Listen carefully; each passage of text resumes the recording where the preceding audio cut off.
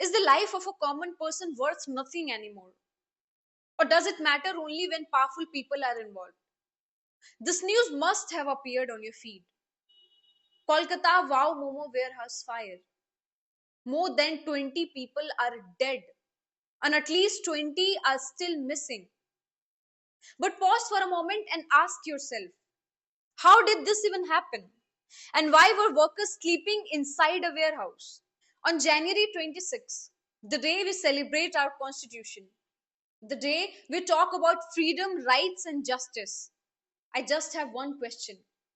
Did those workers get their right to life? Around 3 a.m., a massive fire broke out in the Anandpura area of Kolkata. The fire spread fast, very fast. Why? Because the warehouse was filled with flammable materials, because there were no proper safety measures. Workers were inside, sleeping, trying to survive another hard day of work.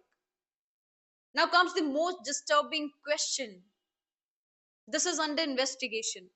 What if they couldn't escape? Not because of the fire, but because the door may have been locked from outside. Why? Because someone thought, what if they run away with goods? So property was fully protected. But human lives? Who cared? Police say at least 21 bodies have been recovered. Several people were reported missing. Families are still waiting for answers. The warehouse owner has been arrested. The investigation is ongoing.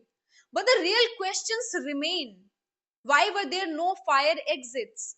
Why were there no alarms? And why were workers even allowed to sleep there? Now imagine this. If this had happened in a luxury hotel, would the response be the same? Would the silence be this loud? These were not numbers, they were people, workers, breadwinners' lives. So tell me, does a common person's life have any worth in this system? And the most important question of all, when will we learn? When will our system learn from its mistakes? How many more lives will it take for accountability to become real? Because cases keep coming, people keep losing their lives, and somehow this has started feeling like the new normal.